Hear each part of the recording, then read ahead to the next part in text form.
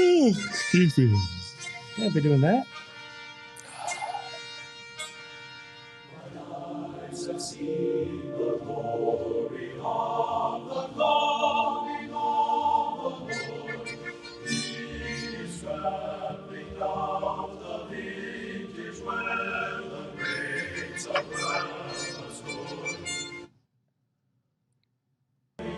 Ladies and gentlemen, it's Saturday morning. That means those two great guys full of information you don't want to miss. A veteran show for all veterans. Welcome, Major Andrew White, retired, and Marine helicopter pilot Chuck Wright. Hey. Hoorah! And welcome back from our little siesta we've had. July was awesome. We had some good times. Got a little hot over here, a little steamy. But we are back, you know. It is good to be back in studio here with you, Chuck. Love it. Having a good time. Getting ready to get things rocking and rolling. And you know what? No better way than to kind of celebrate America's brightest, well, yeah, we'll go brightest and best athletes out there because some of them are pretty intelligent. Okay. Yeah, I know you were like, where is he going with that? Where in the world are you going? But we're going with some of our brightest and our best because you know what? We got some great veterans overseas right now representing us over in Japan. Indeed, we do. Indeed, we do. As you guys can tell, bunch of them, 19 of them. Yeah, we're going to talk about the Olympics. But before we go in there, we do got to do a little bit of internal homework, and we got to recognize one of our branches today. Our brothers and sisters of the United States Coast Guard. Yes, indeed. Turns 231 years old today. They've been around for a while. They have been around for a while. Currently part of the Department of Homeland Security. But whenever we start shooting at people, it's Department of Defense. Department of Defense. And yes, they indeed. also have a sliver that falls under the Department of Transportation. Well, it kind of makes sense. Yeah. You know, they have pockets that they can touch into. And, you know, I thought of the Coast Guard quite a bit. You know, that's, you know, they're probably the underrated branch of the service. People don't really understand what they do. Very much. The vital role they play. And most importantly, they got a pretty cool mission. I mean, when you think about it, most coasties, and they got some cool tools too. They do. They got some really, really good stuff out there. In fact, if I'm not mistaken, it might have been 2 or 3 years ago, caught everyone by surprise. They won the All Armed Forces shooting competition. Did you know that? I did not, and that is a big time shock and a big time oops by our other branches of the service. But you know what? If you think about it, they're shooting engines out of drug dealers flying from a helicopter, however many knots those things are going. That's a pretty good shot, you know. That's a pretty darn good shot. I mean, I've seen a presentation on how they line those shots up, and it's you got to give them credit. Where you know, well, while we like to make fun of them, you know, they do all right. And I'm going to change it up on you a little bit. What's that? And we're going to get to the next part of it. But I'm going to start out talking about, as I mentioned, we have 19 members of the United States military. Yes, we do. Representing us in Tokyo right now. We have a Marine. We have 17 members of the U.S. Army. And we'll talk about her first, Lieutenant Nicole Barnes. Yeah, let's talk about representing us in 420 on there. So you should be able to see her smiling face. That is the 420 sailing. I have no idea what 420 stands for, but well, I guess if we're in Colorado, we would know what it stood for. This is true. You know, this is true. Any part of the Western Hemisphere. See, I wasn't going there. Hey, you know, I was staying away from marijuana day, dude. Really? You know, we got to have a little fun. You know. I think our producer has been in the Pacalolo farms. Yep. You know it, deep, baby. But yeah, Coast Guard out, and not entirely surprised that she's a sailor. You know, I mean, think about it. You know, the Coast Guard, they're no strangers to outboard engines and sails and all that good stuff. Exactly. Part of their training is actually up in New Haven, Connecticut, where you're heading this weekend. New London. That's where the Coast Guard Academy is. New London or New Haven? Trust me, it is New London. I know that. It's a small state, right? You know where things are. So we're coming to you from DFW, and we're gonna pivot a little bit here. How many Connecticut's can fit in DFW? Is that what you're going to go with? 3 of them. In fact, DFW is the size of Connecticut, Rhode Island, and Delaware. Delaware Combined. Yep. Yeah. So we are huge down here. So I said to throw that in some of my favorite trivia. That's okay. And we were Michelle got us. So, and I think you know this. We family reunion on the Cape, and we got pictures. But we did a picture book from Costco with pictures of the 1890 built whaling captain's house that we stayed in, and one of the funnest places. Cool. It really was. And the thing we liked about it, it's along the side that was along the that faced the water, and then along, I guess it would be the south side, had a wraparound porch. And the wraparound porch was as wide as our studio right now. So it was great to go out there and hang out in the evening. You don't have too many of those wraparound porches out here. No. Which is a shame, because that is a cool feature. Well, and it's interesting if you go back and look at Texas architecture from the early 1900s, late 1800s, early 1900s, you get a lot of it. But they've gone away from it. And the other thing that makes sense about it, I don't know why we don't do it in Texas, not like heat is a problem here, but those awnings cover the windows so the sun doesn't get in and heat up the house. But anyway, we digress. Lieutenant Barnes, and you can see from the picture, she's quite attractive. That will be a theme from a lot of our Olympic athletes. I have been impressed with, they are really good looking people for the most part. You know what? There's no question about that. But she is the first member of the Coast Guard to represent the United States in the Olympics. Did not know that. So yes, inappropriate that she's doing. Knowledge warhead on forehead. The warheads on foreheads are dropping like crazy. Yep. And the other thing is, do you know where she's from? No. Is she a Texas girl? No, she is not. Oh. She is actually a U.S. citizen from St. Thomas in the U.S. Virgin Islands, which makes sense that she spent a little time on the water. Well, yeah, they're Florida, parts of California, but yeah, same time, that's, I see that. That makes a whole lot of sense. And of course, probably was a reason why she joined the Coast Guard too, if you think about it. Might have been. Probably had a little bit of influence on there. Might have been. So we're going to, we've got a couple of themes going today. And Andrew is going to tell us about on Saturday. So yes, Saturday, folks. This is kind of a big one. All right. Saturday is the birthday, or I don't know if you want to call it the birthday or the national recognition. Today we recognize the Purple Heart. Purple Heart. Now keep in mind, the Purple Heart originally was not awarded for combat wounds. It was originally the first award presented by then General George Washington to soldiers for valor. It was his and if you look in the Purple Heart, the crest above his head is the Washington family crest. That is their family, not crest, family shield, excuse me. And that was what the original Purple Heart was that was how he recognized the bravery on the battlefield, as he would present them his crest with the words sewn in on the back, valor.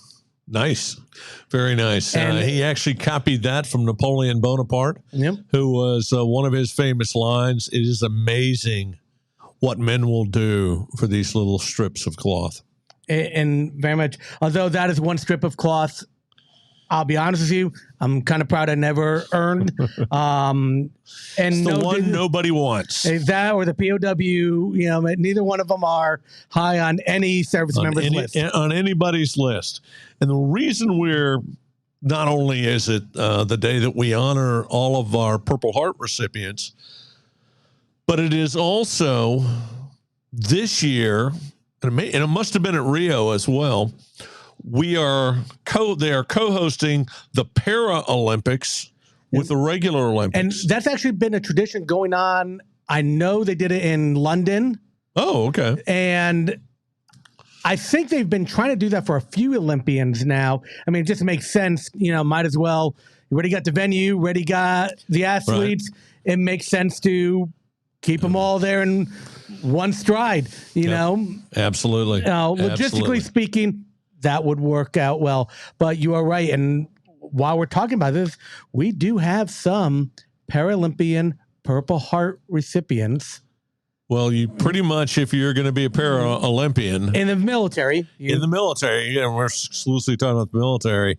The odds are you've gotten it with a Purple Heart. Pretty good shot. Yeah. Yep. Not entirely. Could be a car wreck or something like that. But for the most part, these are all, and several that we're going to focus on today, and we'll focus on a little later in the show. Definitely, we're all Purple Heart recipients. Yep. And they said it is an award that every service member wholeheartedly recognizes and respects those men and women that have received that award, yet it's certainly an award that no member of the military ever looks forward to receiving. Yep. Absolutely. So let's go on to our next Olympian. Who do you got for us?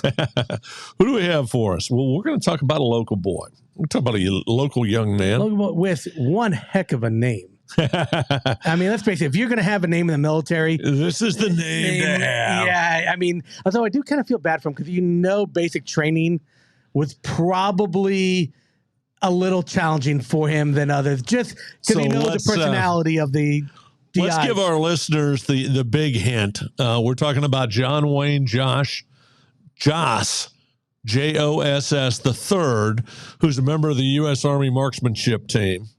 Yep. And he is also a Paralympian.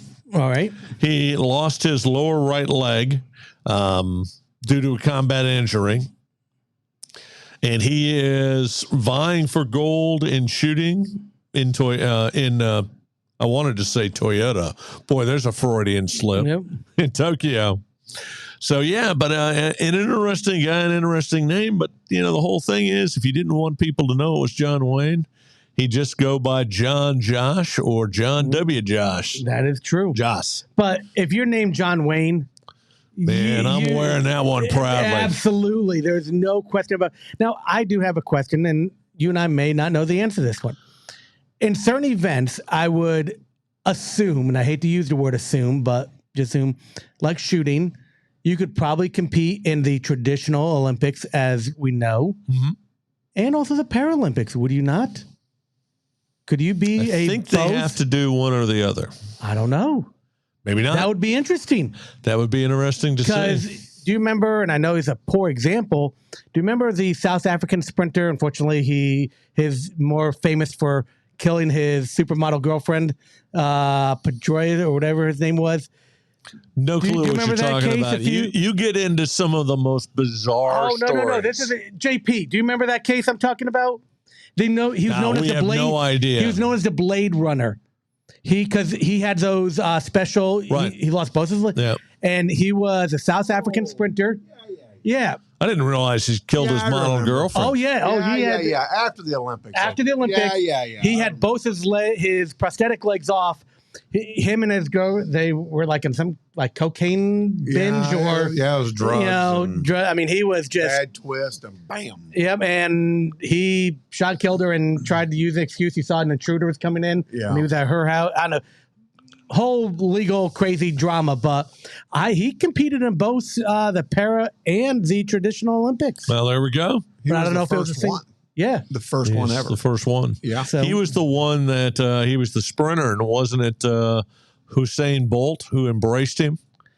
Good possibility. Yeah. Which, you know what? I got to pause for that. Even though he's not an American and he's not a American veteran that we know of. But you know what? Usain Bolt, do you remember what he did at the last Olympics in Brazil during the national anthem? No idea. I have so much respect for him. One, I respect him as an athlete, but what he did, and we'll talk, we didn't want to talk about it, but we're going to talk about it. Let's get into it. Yep. Let's throw some people under the bus. During the Rio Games, a reporter was, he had just finished his sprint, and of course he was probably the most dominant athlete in his field. Started talking to him, and he started hearing the American national anthem, and he told the reporter, stop, and he was very firm about it, turned around and stood at attention while the U.S. national anthem was being played. Very nice. And once it was over, he looked at her and said, I will show respect for, another country's flag in these games. And I have absolute, total respect for that man, whether it was our national anthem or any other national anthem being played. But the fact that he stopped a reporter mid-interview. That's right. I do remember that story now. He's like, well, time out. Didn't even... Yep. Instead, huge amount of respect. Yep. Now I hate to go where I'm going. And you know where I'm going to go with this, with some of our athletes. And I won't even mention their name because I don't believe they deserve the credit of me acknowledging who they are. They know who they are. When you're representing the United States of America, or any country for that matter, in the Olympiads, you do not disrespect that uniform. I'm sorry. Call me out. Hate me, do whatever you want. When you are representing your country, by God, show the professionalism that is expected of you to represent properly, not just on the stand or use the stand as your own personal podium. I'm sorry, I have an issue with that. Major issue. And it is brought up that Tommy, and I can't think of their names, the two athletes in 1968 that raised the Black Power fist. Right. To try to even remotely compare life in America today to 1968, the strides that we've made, absolutely ridiculous. In fact, it's interesting, as we've gotten into this whole victimization, and I think that's the part that bothers me the most, and I'm going to pivot back off of that because we've seen some examples going the other way of the kind of sportsmanship that the Olympics really should be about. But we've become such a nation of victims. Oh, my Lord. My son is 17 and is going to be a high school senior. He's going to rule your panty waist little kids. It's going to be ugly. Oh my God. He's going to be taking your lunch money in real life, and he's not a bully. It is sad, and I get it. We've got problems, but I challenge you right now, listeners, social media, mainstream media, whoever's out there paying attention. Show me a country that's doing a better job than us. Show me. That's what's interesting is I've done the research, and there are studies out there. If we're not number one in terms of least racist country on the planet, we're in the top 5. I mean, could we be better? Sure. For disclosure, we got room to improve. Strived to be better. And very much, and we've talked about this on the show as well, and it's great to celebrate our military at the Olympics, to put them on one of the largest stages in the world, because they represent the best of us. And the military has been, historically, an organization is not the right word, but close enough, that has always been at the forefront of social change. 100%. And it just pains me when I see some of our athletes, as gifted and as talented, and the format that they have across their chest, on their uniform, everywhere they go. You can't respect. It says USA. If you can't respect USA, don't wear the uniform. Exactly. It's real the simple. Russians are there as the Russian Olympic Committee or whatever they're called. If you don't want to represent the United States, we need to figure it out. Go over at the U.S. talking about what Olympic in the Committee. world is going on with that? Well, that's because Russia got caught cheating. Shocker. Oh my God. They're using steroids, and But anyways, I'm shocked. But I'm shocked to if find you're gambling that going on in this athlete establishment. that has a problem wearing USA across your chest or on your uniform or whatever, form your own committee. Yeah. And go represent them. Go and play soccer for another country, bimbo. Sorry about that. You know, it's that simple. Sorry, not sorry. You know, go do that and let someone else that takes pride in seeing USA across their chest. Yeah, absolutely. You know, I got no problem with that. You know, if you want to be privately funded through whatever promo sponsors are sponsoring you to form your own team, do it. Yeah. I won't stop you. And then take all the knees you want, take all the cheap shots you like. That's your business because you're not representing us. And it's hilarious. No other country out there has athletes taking knees. And now that, and what also pains me on just a different level is I never want to see the U.S. lose to anything in any kind. It's just the competitive nature. But I had no hurt feelings when they lost. It did not, and it pains me as someone who loves America as much as I do, not to really get emotional over the fact that, I mean, even if we lose in badminton, a sport I know nothing about, I'm like, ugh, we lost. Yeah.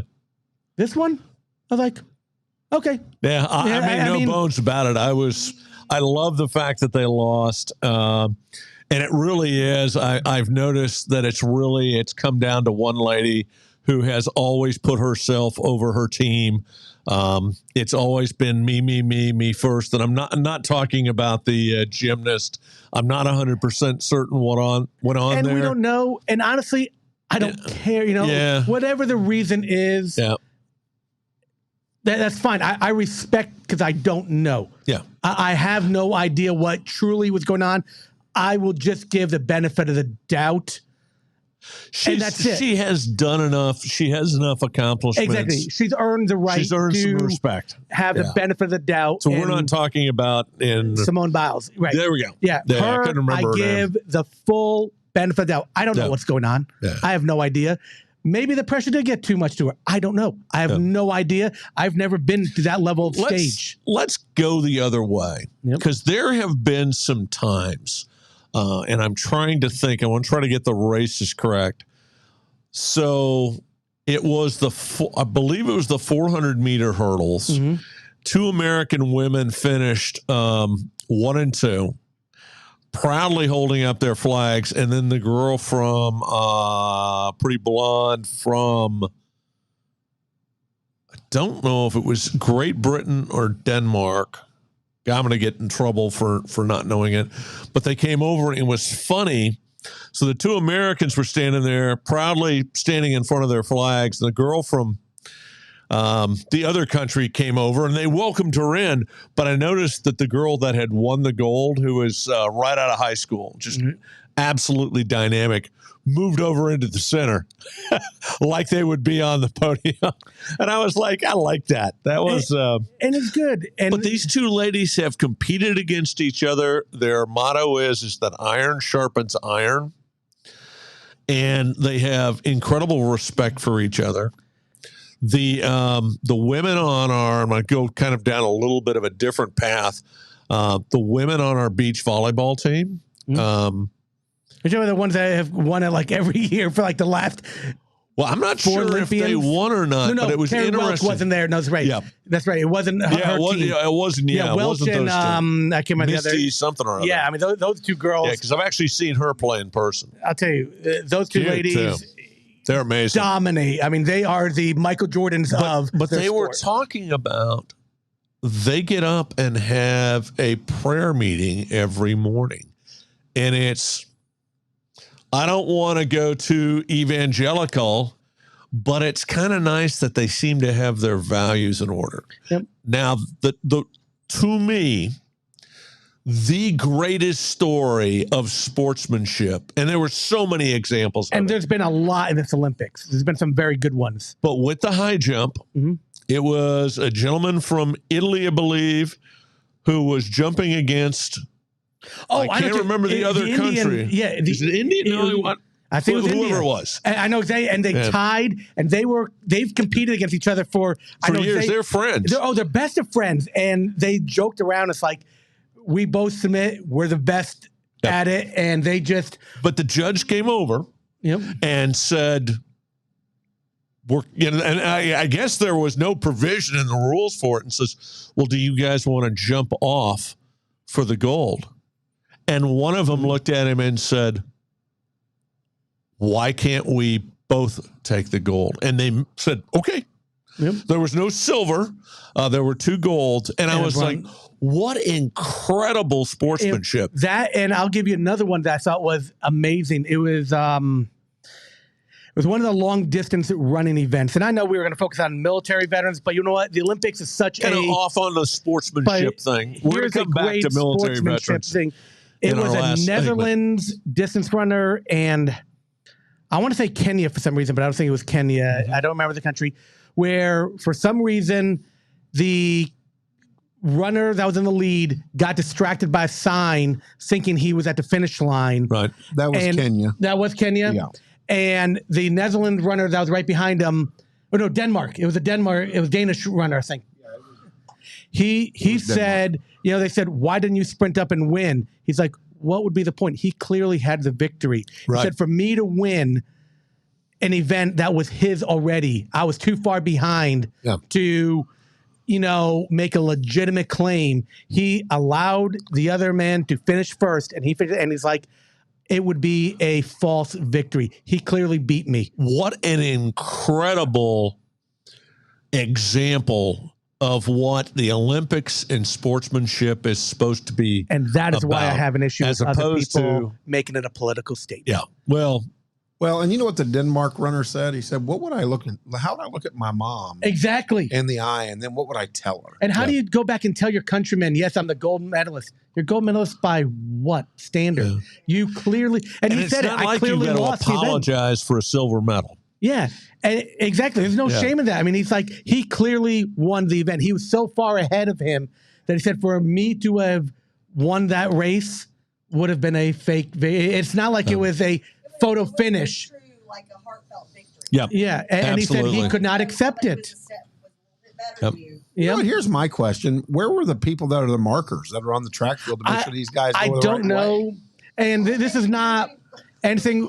The times of when the Olympics are aired, unfortunately, we're sleeping. Yep. And by the time I see the replay, I already know the results because thanks to social media, I know who won what awards and medals. So I'm not really interested in watching the Olympics at 8:00 at night because I already know the results. It's not. You spend way too much time on social media. We need to get you a life. It's part of my job where I got to post out there. I see it, I get these alerts. Oh, see, I don't follow it that closely. I do enjoy it. I was disappointed to see the U.S. men's get knocked out, the U.S. women get knocked out, but they lost 2 of their best players. And which sport are you talking about? I'm sorry, indoor volleyball. Right. Karch Karai, who is probably the greatest beach volleyball player of Him all and St. John Smith. Yeah. Remember his Karch Karai? Oh, what a partnership that was. That was a deadly combination right there. Oh, my gosh. They just dominated on the beach. But Karch Karai is now coaching the women's indoor team. Is he really? Which was interesting, and it was great to watch his demeanor. He never got angry at his girls, and they had made some mistakes. I mean, obviously, things were not perfect, and I felt for one of the girls that had come in, who was a sub, really struggled. And they lost to the Italians. The Italians wound up playing the Serbians for the gold, and the Serbians, quite frankly, just destroyed them. Oh, and it was the games between Italy and the U.S. were really evenly matched. There was one lady on the Italian side who was offset by Miss Thompson, and I can't think of her first name. She went down with a nasty injury, and the U.S., boy, they never quit. And I was so proud to see that. But it was really interesting watching Karch Karai and his whole style of coaching. Very relaxed, very subdued. he wasn't this raving idiot Nick Saban on the sidelines, screaming at every play. It's very relaxed. Well, speaking of which, I don't know if you saw. Did you see the Australian swim coach when they won? No. I don't know. Man, you got to Google that. This guy's excitement. Well, but that's okay. It's okay if you're going to be excited and you're thrilled for your people. Oh man, have you got to watch it? I mean, it was like on SportsCenter. Like, I mean, the energy this guy showed of the pride he had in his team, man, it was priceless. I mean, this guy was going nuts out there. I mean, it looked like he was attending a rock concert. He was just like, oh man, you've just got to love that kind of enthusiasm. But, and that's the thing that just drives me nuts when I see the people. I'm like, do you know what an honor it is to represent your nation in the Olympics? Clearly, some of these people don't. Yeah, I mean, I'm like, and the one lady I think that summed it up the worst or the most, however you want to say it, was the female hammer thrower. She was finished third in the Olympic trials. But that's what started she stood there pouting on the stand. Oh, I didn't know they were going to play the national anthem. It was like, you're at the U.S. Olympic trials. What song do you think they're going to sing? But it's so funny because she really did. It was just, I think she's become a laughingstock. And she needs to. Listen. Can I interrupt real quick? Yes. Okay, because I was confused. So women's volleyball, we're not out. We're not? No, we beat Italy 3-2. I watched that. And then we beat indoor. You're talking indoor, right? With Cards Kilroy, right? I thought we lost to Italy. And so then we beat the Dominican Republic last night. For us today, right? And then they play Serbia.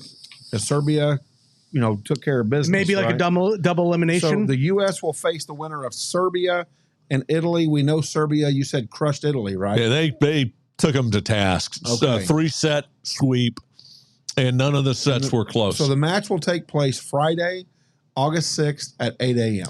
Oh, very cool.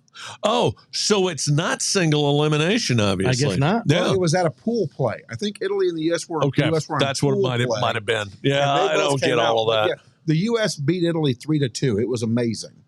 I watched and went way wee hours of the morning, and I was late to work the next day. Yeah, that happens. Sorry about that, pretty Chuck. good I just wanted to help out. No, Hey, no, not a problem. We love that. But you know what? We have talked about sportsmanship a lot. There we go. We're dropping about sportsmanship warheads on foreheads. Great veteran athletes out there. So we've got some wrestlers out there. We've got a wrestler. We've got a couple people we want to mention before we get to a couple of ladies who I think truly represent the best of us. Oops, I lost my place. This is Sergio. Where's Sergio's name? I thought I had it here. Alejandro, excuse me. Yep. Sergio. It's specialist Alejandro Sancho. He's at the 67-kilogram weight class, Greco-Roman wrestler. He's not a specialist. He's a staff sergeant. That's specialist here. Okay, I don't have the right guy. Okay, alrighty. The picture we're showing is of the Marine. There are 19 U.S. military members representing. We're not going to talk about every one of them. I wish is it we John had. Stanowich? No. Okay. He is the only Marine in the tournament, and I am chagrined. Yes, John. I'm going to butcher his last name. He's the United States Marine Staff Sergeant John Stefanowicz. Oh, yes. He is a Marine. John Stefanowicz. Stefanowicz, all right. Stefanowicz. Yeah, I had it right here. He's the only Marine in there. He is competing in wrestling. I think he's already been bounced, to tell you the truth. I think wrestling is over.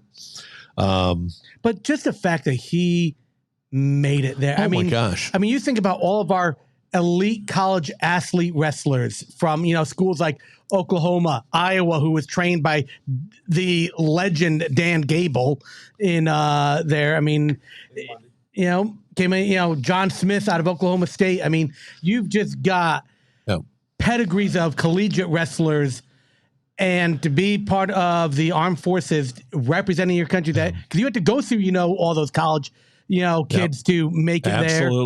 Absolutely. So the other gentleman we're going to talk about is First Lieutenant Sam Kendricks, who qualified as one of our top pole vaulters. Mm-hmm.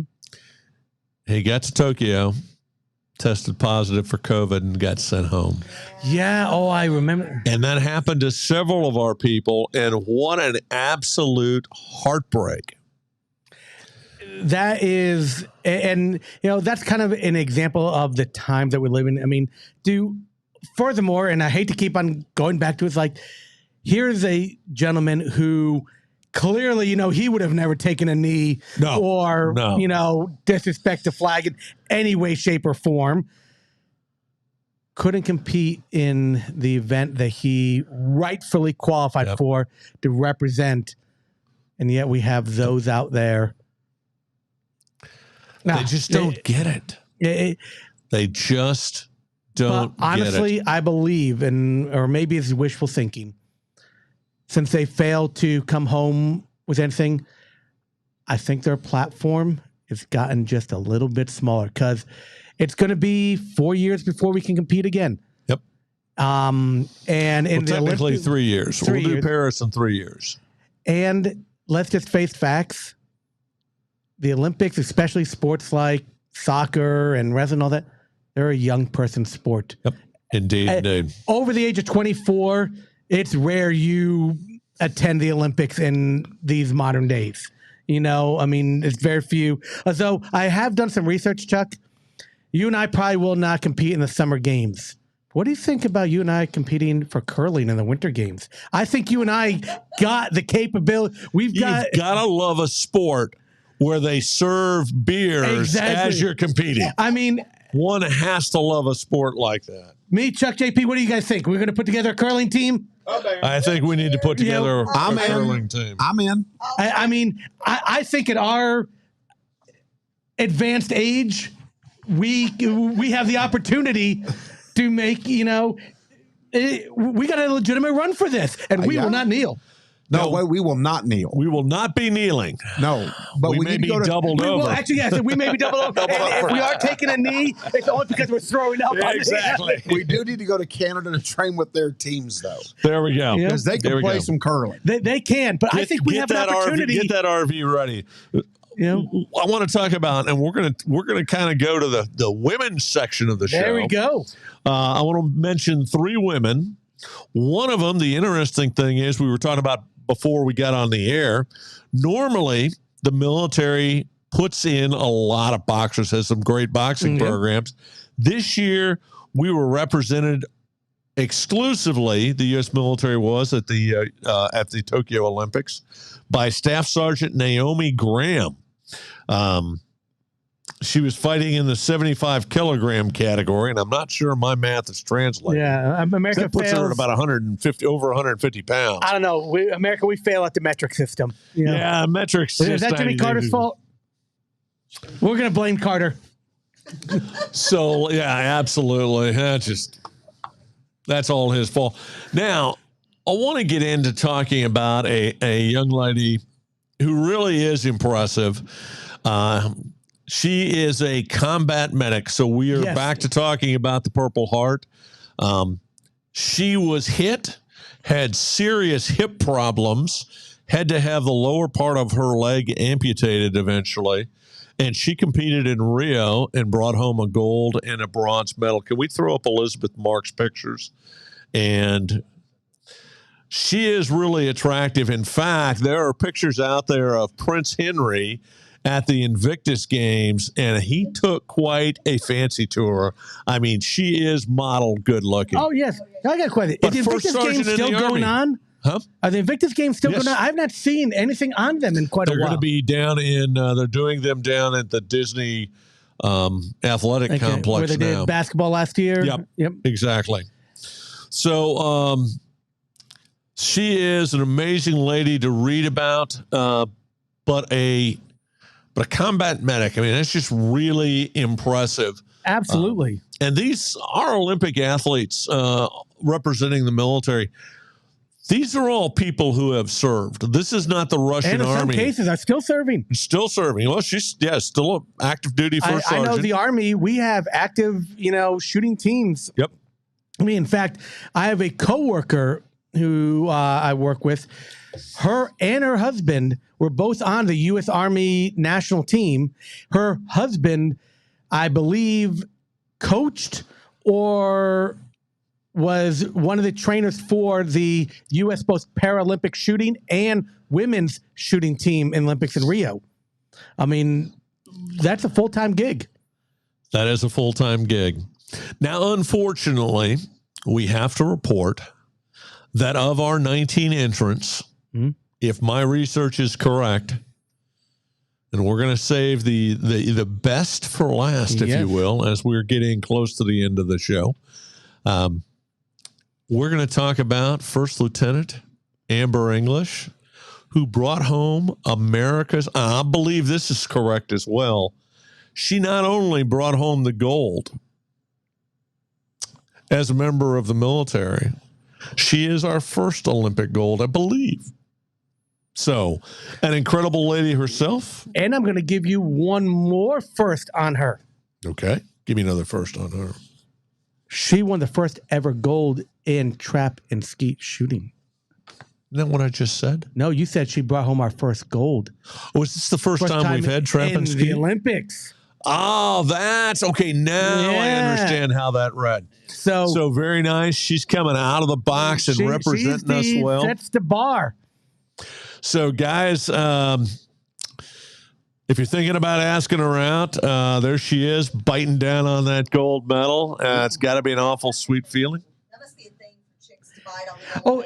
For everyone, don't you know that's how you bite on gold? Didn't Mark Spitz start that back in the 70s? I think that goes back to the 1800s. Yep. You would bite on gold to determine whether it was fool's gold or real gold. Yeah. Oh, that's cool. But he was the one that started making that. I mean, granted, that picture with him. In the 6 gold medals. That's Yeah, the best Mark. picture ever. Yeah. Although, of course, our boy Michael Phelps, who now has 23 gold ones, they did a side. It's pretty incredible. You know what? I have a lot of respect for Michael Phelps. I mean, 23 gold medals. That's pretty amazing. I can't remember. Forbes did a thing of what the value, dollar sign of having all that gold at his house is. He's a pretty wealthy man. Now, of course, he does a lot of commercials and contracts that makes him even wealthier. But so we're going to go down a little bit of a trivia point. Do you know what the medals in Tokyo are made of? I actually saw something on that. I want to say recycled computer parts or electronic. Something like that. Close. They're all made of recycled cell phones. That I did not know. There we go. Another one of our warheads of knowledge. There we go. I saw a little bit. I saw like the tail end of that story, so I wasn't. All right, so it's recycled cell phones. Interesting. I like it. So, folks, we're going to wrap up this this segment. It's been a lot of fun. It's been a lot of fun watching the Olympics. We may come back and give you updates, and hopefully we've got a few more competing, and a few of our military members will bring home some more medals. We'll talk about the total medal score. Yep. The Chinese are catching us, unfortunately. It used to be the Russians, now it's the Chinese. But tune in for next week. We are back we're coming off the summer schedule. We kind of took a few weeks off, trying to take care of some business, doing some vacation time with family. But tune in, and if you've got any thoughts, throw them in the comment section. Some ideas of what we are discussing, the direction we want to take the show, or we may just keep winging it every week, and you never know what you're going to get. Exactly. Adapt and overcome. Improvise, adapt, and overcome. Yes, indeed. One of Clint Eastwood's best movie lines. Yep. Loved it. For Chuck and I, we're saying hoorah and oorah. See you all next week.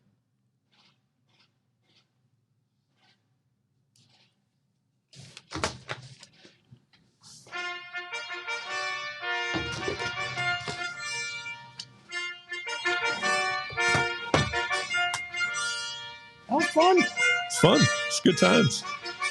And our timing was perfect. Look at that. Yeah. It really helps having the clock there.